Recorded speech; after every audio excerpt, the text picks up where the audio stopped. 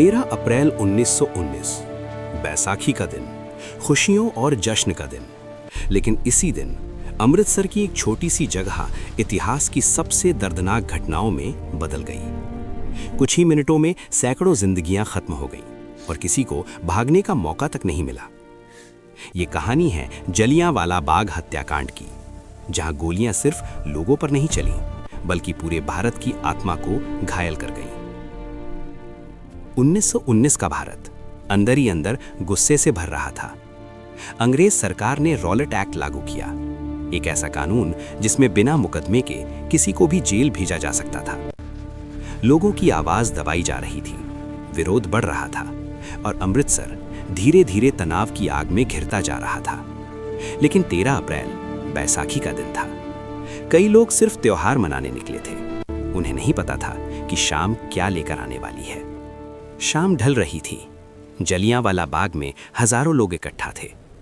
कोई भाषण सुनने आया था, कोई अपने परिवार के साथ घूमने, और कुछ लोग बस यूं ही वहां पहुंच गए थे। चारों तरफ ऊंची दीवारें, संकरी गलियां और बाहर जाने का सिर्फ एक रास्ता। किसी को अंदाजा नहीं था कि ये जगह कुछ ही देर में मौत का मैदान बन जाएगी। अचानक भारी कदमों की आवाज गूंजी। ब्रिगेडियर जनरल डायर अपने सैनिकों के साथ बाग के अंदर आया। न कोई चेतावनी, न कोई बातचीत, बस एक आदेश, फायर। और फिर गोलियां चलने लगी। भीड़ में भगदड़ मच गई, लोग चीखने लगे। हर कोई भागना चाहता था, लेकिन रास्ता बंद था। कुछ लोग दीवारों पर चढ़ने लगे, कई जमीन पर गिर पड़े और कई लोग अपनी जान बचाने के लिए कुएं में कूद गए। लगातार गोलियां चलती रहीं, जब तक कि सैनिकों की गोलियां खत्म नहीं हो गईं। जब सब कुछ शांत हुआ, तो वहां सिर्फ खामोशी थी। जमीन पर बिखरे जूते, टूटी चूड़ियां और हर तरफ खून। सरकारी आंकड़े कुछ भी कहते रहे, लेकिन सच ये था कि उस दिन सैकड़ों मासूम लोग बिना किसी चेतावनी के मारे गए।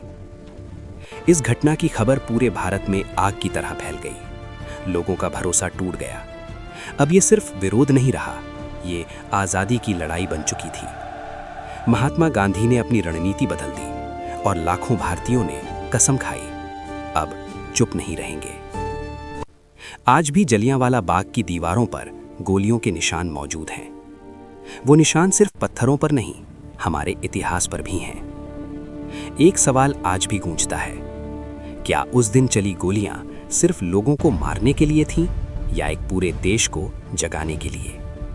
क्योंकि जलियांवाला बाग में लोग मरे जरूर थे, लेकिन उसी दिन भारत की आज़ादी की आग और तेज हो गई थी। अगर आपको ये वीडियो जानकारीपूर्ण लगा और आप ऐसी ही सच्ची और अनकही कहानियां देखना चाहते हैं, तो डॉक्यूस्फीयर चैनल को जरूर सब्सक्राइब करें। मिलते हैं एक और सच्ची कहानी के साथ।